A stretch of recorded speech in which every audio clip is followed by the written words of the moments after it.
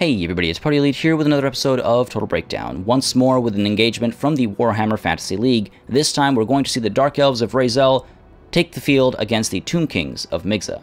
We begin of course with talk of composition and deployment, and you'll notice right away that the Tomb Kings have not brought anything exceptionally large to the field, except for the size of their army. First though, let's talk about the Dark Elves. We've got Marathi in charge, and she's brought with her a War Hydra. The front line here consists of a pair of Dread Spears, and on either flank as well we have these Dread Spears with a slight gap, allowing these Black Arc Corsairs to push through if necessary, I think. Then in the center back here, we've got a pair of Witch Elves, while to the right over here we have a pair of Dark Riders, and back here, tucked away in the trees, we have a pair of Cold One Knights acting as anti-large armor-piercing units. And all the way on the other side of the field, Vanguard deployed over here, we have this unit of Dark Riders as well, able to push in and chase after any Tomb King archers that might be left behind on the field. On the other side, you can see a massive army because of the lack of large constructs. Archon is in charge on foot, and we have a front line that consists of these 3 units of Tomb Guard. To the left and right, we have a Nehekara warrior unit over here, and a pair of them over here, and then capping off on either flank, we have these skeleton warriors. Then up in the air, you can see we've got Chariot over here, and either flank is supported by these Nehekara horsemen, as well as these skeleton archer chariots. And these skeleton archer chariots are going to get some great use in range and in melee during this battle, so keep an eye out for that. While these skeleton archers back here will provide some range support alongside the Blessed Legion of Demonetization, and they'll be protected by the skeleton warriors over here. So a very large force brought to bear by the Tomb Kings. Let's take a look at how it all breaks down. You can see up front already we have Marathi pulling forward, hoping to get some damage done, but needing to be very careful because there are several carrying up in the air, and she actually decides to turn around and pull back into safety. You can see morale is actually dropping on her already as she pulls back to try and stay away. And at the same time, you can see in the center over here, the War Hydra uses its fiery breath to try and cause some damage to the Tomb Guard. And this is why I like actually putting my Hydra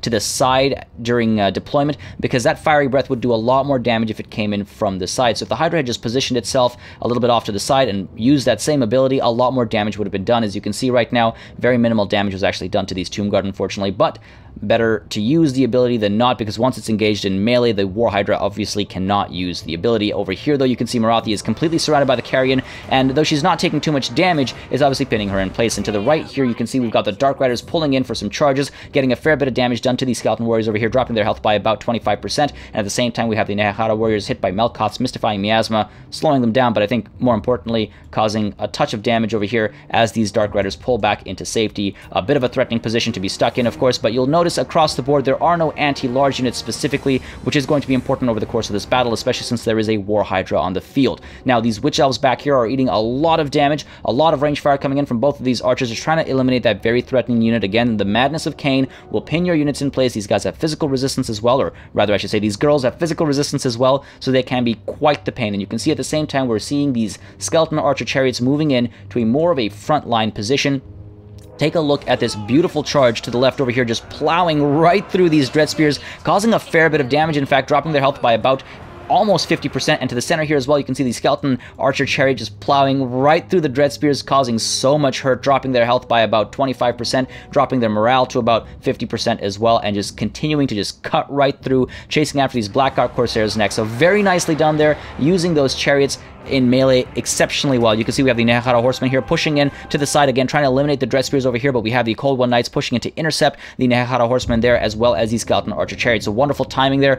It's almost like a dance on the left flank over here, and to the right you can see we've got some magic coming in as well as the Skeleton Archer Chariot gets stuck in combat a little bit. We've got a little bit of support coming in the form of Soul Stealer, trying to keep Marathi alive. Back here though, you can see we've got these Dark Riders that were tucked away in the trees back there, pulling forward and getting that nice charge into these Skeleton Archers, getting a fair bit of damage done, hoping to eliminate that range support nice and early. Very good call, and that was a big issue with yesterday's battle, that the Skeleton Archers were just left alive for far too long. Meanwhile, you can see in the center over here we have Liber Mortis active, trying to keep some of these Tomb Guard alive and fighting well, while this central engagement you can see is going in favor largely of the Dark Elves. These Witch Elves are doing a fair bit of damage, and while the Dread Spears won't stand a very good chance against the Tomb Guard, the Witch Elves are going to be able to make up for that. So in comes the Liber Mortis to provide some protection, and we also saw the Realm of Souls activated just to keep some of these units alive. Of course, that is when enough units are killed, so it's not like it's an active ability, but that is going to help significantly. To the left over here, though, you can see the Skeleton Archer Chariot has been very quickly taken care of, and the Nehekara Horseman here as well, not having a good time against 2 units of Cold One Knights. Again,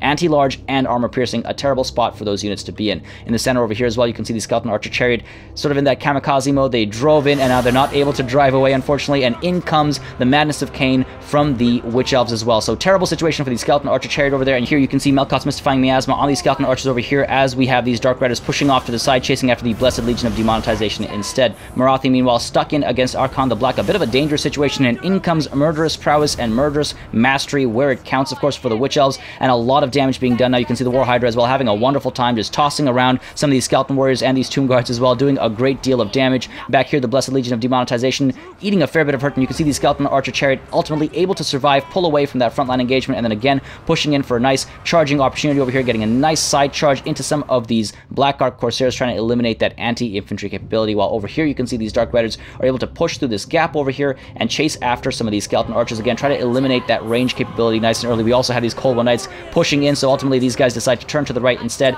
and try and provide some support to Morathi over here as she is being, well, bogged down, and she is eating a fair bit of damage. We also have these Cold One Knights turning around and trying to charge into this clump over here. The Ushapti brought in from the Realm of Souls. Terrible timing there as the Cold One Knights, again, armor piercing and anti-large, so they're actually going to eat a lot of damage. The Ushapti over there, you can see to the left over here, the Blackguard Corsairs are giving up on the fight. The War Hydra is beginning to lose its engagement, though it is coming out on top right now, causing a fair bit of damage. It's not going to stay like that because, again, that's a lot of numbers sort of poking and prodding away at the War Hydra. To the right over here, though, you can see, and in the center as well, the Madness of Cain is doing a lot of tactical damage to the Tomb Kings. We've got these 3 units all out of control. To the left over here as well, we have the Skeleton Archer Chariot out of control, but back here you can see we've got the Dark Riders over here routing, which is a bit of a waste of Murderous Prowess. Unfortunately, the Blessed Legion of Demonetization as a result is able to turn around and open fire over here, and take a look at the situation over here. Morathi has taken a fair bit of damage. She's almost at 50% health. Over here we've got the Dark Riders being taken care of. We also have the Carrion over here just disintegrating away. The Tomb Blade of Archon is active alongside the Liber Mortis as well, just trying to keep these guys alive in this very crucial clump, and at the same time you can see Morathi gets hit by Spirit Leech, so great call over there, just trying to take care of Dark Elf leadership as early as possible. You can see these guys have all turned around and they're trying to get some damage in here, but Morathi responds using Soul Stealer to keep herself alive once more. So in comes Soul Stealer, and again replenishing her hit points significantly very quickly. And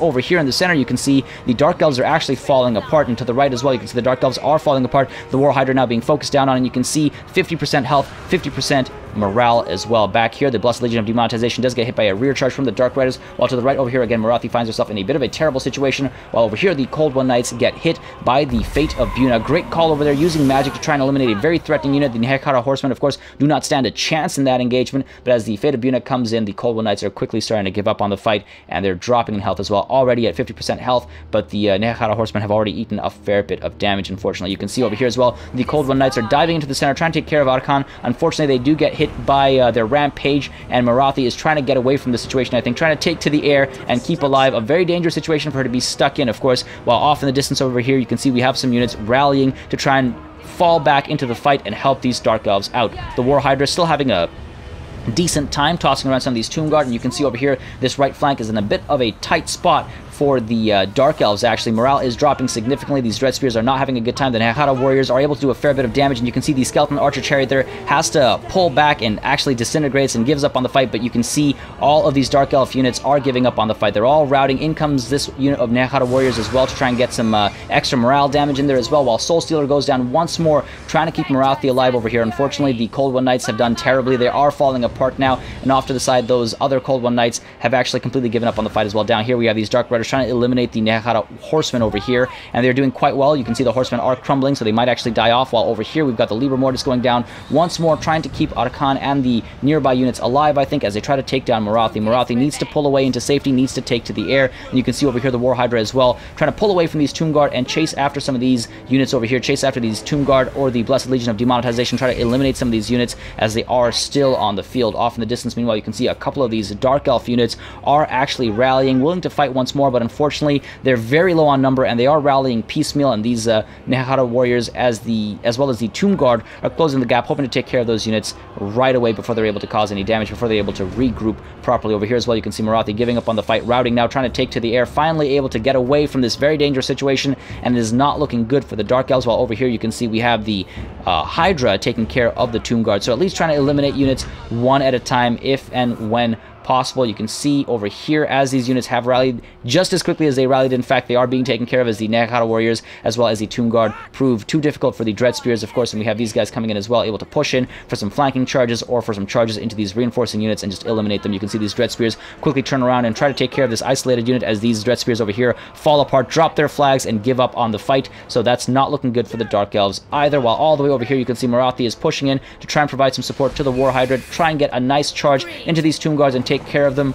Eliminate units one at a time, defeat in detail if possible, because right now you can see there's not much else left for the Dark Elves back there. That last unit of Dread Spears is holding on for dear life, but despite their melee defense, they're just not going to stand a chance against the sheer quantity of Tomb King units there, and you can see they drop their flags and decide to give up on the fight. So all the Dark Elves have left on the field now are the War Hydra and Marathi, and that's a very dangerous situation to be in. If the War Hydra gets taken care of, Marathi has to drop to the ground and get engaged, because otherwise, of course, morale will drop, as you can't only have airborne units, and you can see her health is extremely low, only 458 hit points left, so a terrible situation for her to be in. And you can see the War Hydra as well very quickly trying to take care of the Tomb Guard over here, because as those reinforcing forces come through, you want to try and eliminate the Tomb Guard so they're not able to get rear charges and full surrounds, eliminate as many enemy units as possible before these lines meet once more. And you can see we have a couple of units crumbling away, disintegrating away. In fact, the Skeleton Warriors give up on the fight, but back here, these Nehara Warriors, even though they were crumbling earlier, they actually recuperate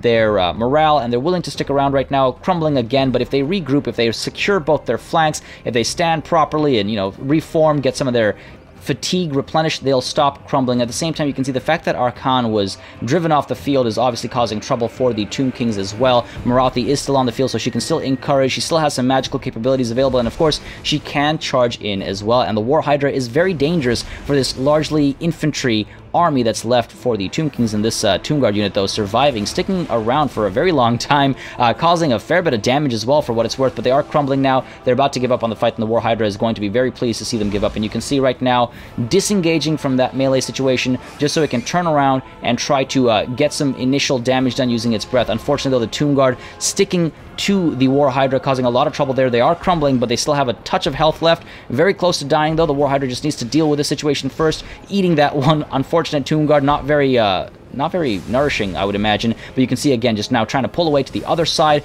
get away from the melee engagement so it can turn around and pop its breath. And you can see the Tomb Guard actually managed to survive, so very wonderfully done there. Despite the crumbling, despite being alone, they actually managed to survive. And take a look at this. The War Hydra turns around and uses its breath, just barely manages to get it out here, and focuses in on the Skeleton Warriors over here. And take a look at the amount of damage done here and compare it to the amount of damage done earlier. These Skeleton Warriors are squared up, so it's a much more ideal target for the breath coming in from the side over there, and these Skeleton Warriors drop their health to about maybe 25% left. Their morale drops significantly as well, and they immediately start crumbling away. Meanwhile, in the center, you can see we have this beautiful surround happening. Great call over there, getting a full surround of the War Hydra, reducing its morale significantly as well, hoping to cause some damage. You can see Marathi is looking for an opportunity to dive in herself, but of course she is very low on health, as I was mentioning earlier, so it's not that easy for her to pick an engagement to dive into. She has to wait for units to get isolated so she can pick them off one at a time. That's not happening just yet. She just notices, I think, these Skeleton Warriors over here that are crumbling, so decides to pull back and charge into them and eliminate them right now, as the War Hydra is trying to keep these units occupied. A very dangerous situation for the War Hydra. It is coming out on top right now, but the numbers will eventually overwhelm the War Hydra. And you can see the Nehara Warriors over here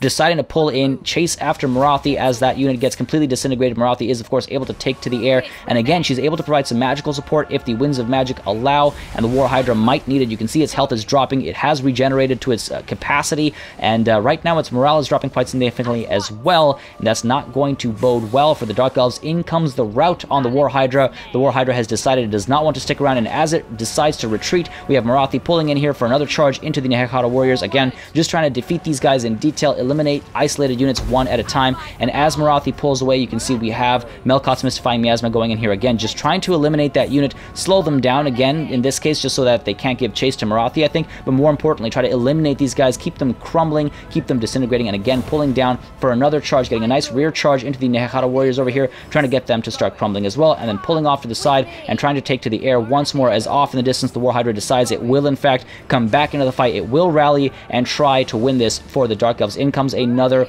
glorious breath. Again, these guys are squared off, and that's a terrible idea. You don't want to be square when facing off against the War Hydra, because that means it's an optimal breath attack from either side. Instead, you want to be thin, so at least in one direction, it's not an ideal breath attack. But you can see the Nehekara warriors, rather the Tomb Guard over here, are taking the brunt of the damage, and the Nehekara warriors are sort of take some collateral damage there as well. Wonderful breath attack. These guys are going to start crumbling very soon, potentially. Their morale is extremely low. In comes Marathi as well, finding this isolated unit, but then ultimately deciding not to go through, not to follow through with that charge, as it was a very threatening position, and that's probably a good call. Better not going down there and getting stuck in with such little health left. In comes the War Hydra, in comes Marathi, all at the same time, hoping to cause some terror, I think, hoping to cause enough damage to get these guys to give up on the fight. In comes another cast of Melkot's Mystifying Miasma, trying to eliminate the Nehekara warriors over here. You can see that poor Tomb Guard gets tossed back. The War Hydra doing quite well. Unfortunately, health is extremely low. Morale is extremely low as a result as well. Marathi as well, not able to stay engaged in combat. We have a crumbling unit over there, disintegrated away. Just a handful of units left from the Tomb Kings, focusing in on the War Hydra, still willing to fight,